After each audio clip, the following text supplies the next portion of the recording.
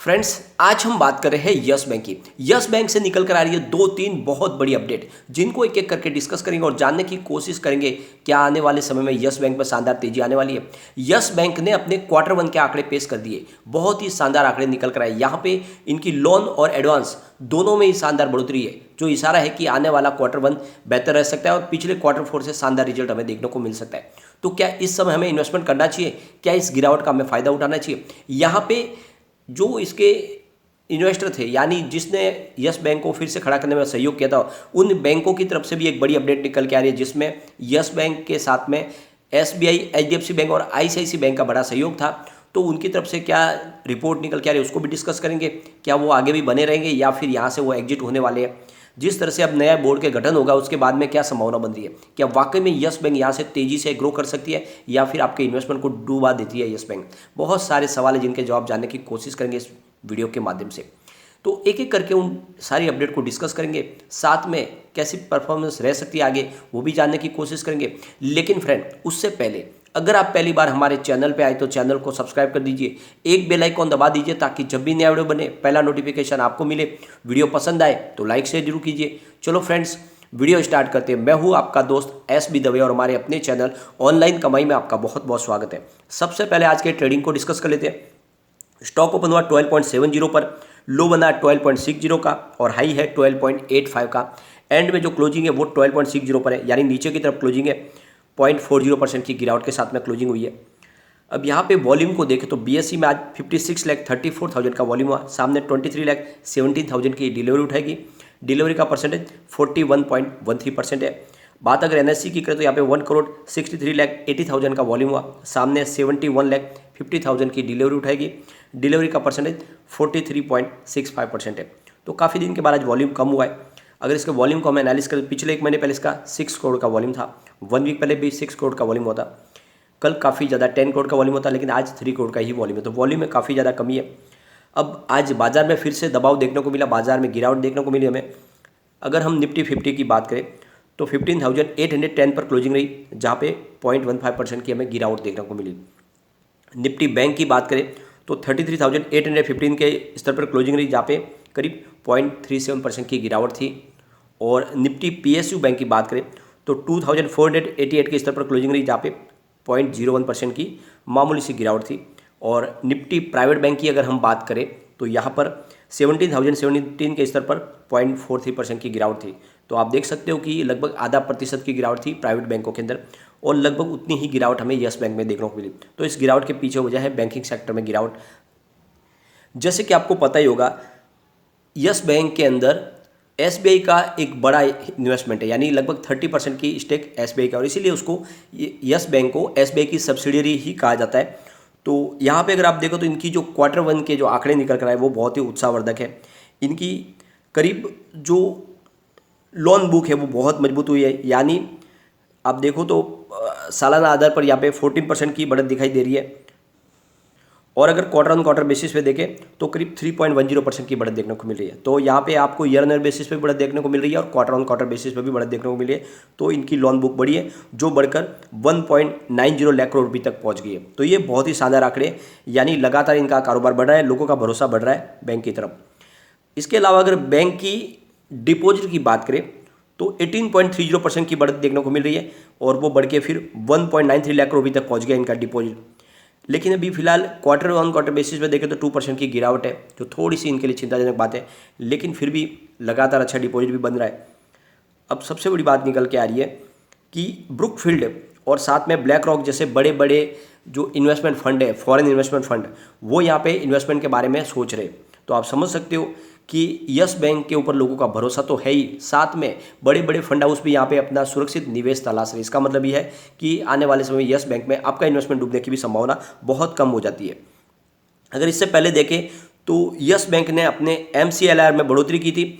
इसके पीछे वजह थी कि आरबीआई ने रेपो रेट बढ़ाई थी, और रेपो रेट बढ़ा के 4.90% कर ली थी, और उसके बाद में MCLR में बढ़ोतरी की थी यस बैंक ने।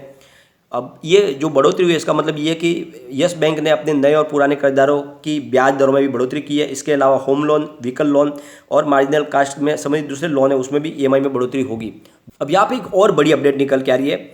यहाँ पे अगर आप देखोगे तो जब आरबीआई ने फिर से बागडोर संभालने को दी थी एसबीआई के हाथ में, यस बैंक की, उस समय बहुत सारी दूसरी बैंकों थे जिन्होंने भी इस बैंक को रेस्क्यू करने में अपनी मदद की थी, उन्होंने भी हिस्सेदारी ली थी, जिसमें बड़ा हिस्सा था वो एसबीआई का था 30%, लेकिन उसके बाद में आईसीआईसीआई बैंक और एचडीएफसी बैंक ने भी बड़ा निवेश किया था, और दूसरी और बहुत सारी बैंकें थी जिन्होंने थोड़ा थोड़ा इन्वेस्टमेंट किया था।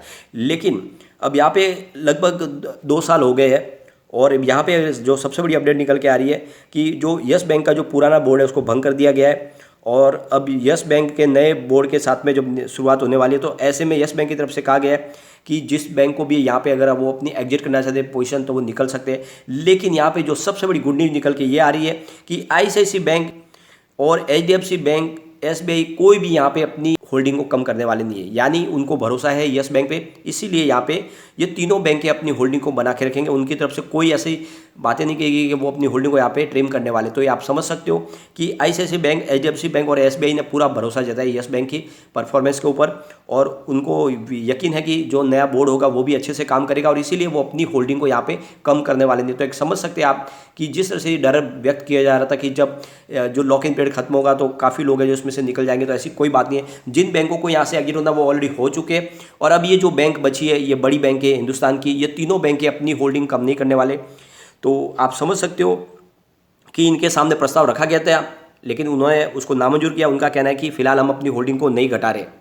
यस बैंक के एमडी और सीईओ प्रशांत कुमार ने कहा है कि बाकी जो छोटी बैंकें थी उन्होंने अपनी होल्डिंग यहाँ से निकाल दी है, लेकिन एसबीआई, एचडीएफसी और आईसी बैंक, तीनों जो बैंकें हैं, उन्होंने कहा है कि हम अपनी होल्डिंग नहीं घटाने वाले हैं, आगे भी हम यस बैंक के साथ बने रहेंगे। तो ये बयान आया है प्रशांत कुमार का। यस, आप देखें तो यस बैंक की मीटिंग होने वाली है 15 जुलाई को।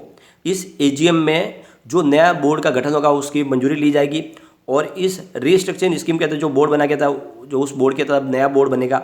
और यहाँ पे सबसे बड़ी बात है कि 3 साल के लिए प्रशांत कुमार अभी भी बने रहेंगे, वो 3 साल के लिए अभी भी एमडी सीईओ की पोस्ट पे रहेंगे, और बाकी जितने भी बोर्ड ऑफ मेंबर्स है वो नए बोर्ड के गठन में होने के तक वहाँ पे जारी रहेंगे, और उसके बाद में नए और लोगों की यहाँ पे अपॉइंटमेंट हो सकती है।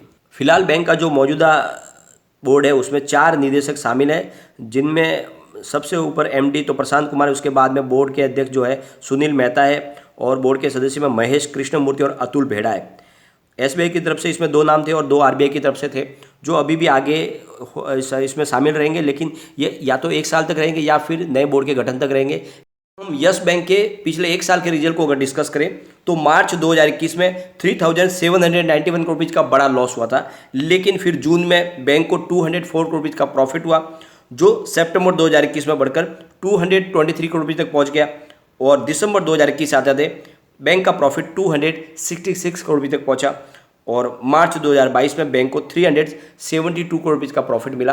तो उस विषय से यह हम विश्वास कर सकते हैं कि इस बार जो प्रॉफिट है वो 400 करोड़ को पार कर सकता है। जिस तरह से इस बार आंकड़े निकल के आ रहे हैं उसके हिसाब से संभावना बन रही है, क्योंकि लगभग कारोबारी गतिविधियां सारी शुरू हो गई थी, और ऐसे में लोगों ने काफ़ी जम के लोन भी लिया है, तो इसका फ़ायदा देखने को मिल सकता है।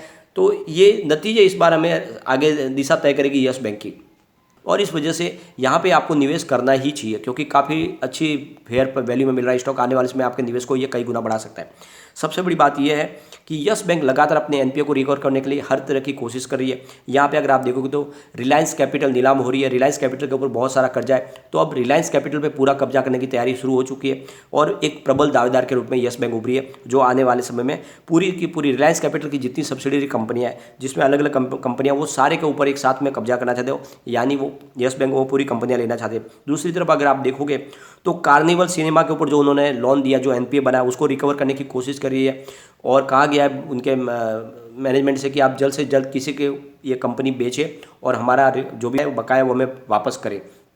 तो यस बैंक पूरी कोशिश करिए कि वहाँ से भी उनका जो करीब 800 करोड़ रुपये का लोन है उसको रिकवर किया जाए। दूसरी तरफ डिश टीवी के ऊपर लगभग अधिकार अब सिद्ध हो चुका है यस बैंक का, क्योंकि यहाँ पे जो एजीएम हुई थी डिश टीवी की, उसमें इनके फेवर में वोट मिला है। तो आप समझ सकते हो कि आने वाले समय में डिश टीवी के ऊपर भी पूरा कंट्रोल हो गई, और वहाँ से भी कोशिश की जाएगी कि जो रकम है उसको रिकवर किया जाए। तो हर तरह से कोशिश की जा रही है कि किसी भी तरह से यस बैंक को मजबूत किया जाए। ये सारे जो रास्ते निकाले जा रहे हैं वो वाकई में यस बैंक को मजबूत करेंगे। तो अगर आपने अभी तक इन्वेस्टमेंट नहीं किया तो ये मौका है कि जब इन्वेस्टमेंट करें, आने वाले समय वाकई में यस बैंक आपको मालामाल कर देगी। अब यहाँ से एक बार इसके पिवट लेवल को भी चेक कर लेते हैं, तो यहाँ से अगर स्टॉक में गिरावट होती है तो 12.58 का फर्स्ट सपोर्ट है, ये सपोर्ट टूटा तो 12.52 तक स्टॉक जा सकता है। जो तीसरा सपोर्ट निकल गया वो 12.43 का है। अगर पॉजिटिव माहौल बना तो 12.73 का फर्स्ट रेजिस्टेंस है, इसको पार कर लिया तो फिर 12.82 तक स्टॉक जाएगा और वहाँ तक पहुँच गया फिर 12.88 तक जा सकता है, मतलब 13 को क्रॉस कर सकता है। वैसे ही आपको ये ध्यान रखना है कि इसकी बुक वैल्यू ही 13.45 की है, जल्द ही अपने बुक वैल्यू से ऊपर जाएगा। लेकिन फ्रेंड, कोई भी इन्वेस्टमेंट करने से पहले अपने फाइनेंशियल एडवाइजर से बारे ले या अपना खुद का रिसर्च करें, क्योंकि मैंने वीडियो आपके एजुकेशनल पर्पज के लिए ही बनाया। वीडियो पसंद आए तो लाइक शेयर जरूर कीजिए और चैनल को सब्सक्राइब कर दीजिए। Thank you friend.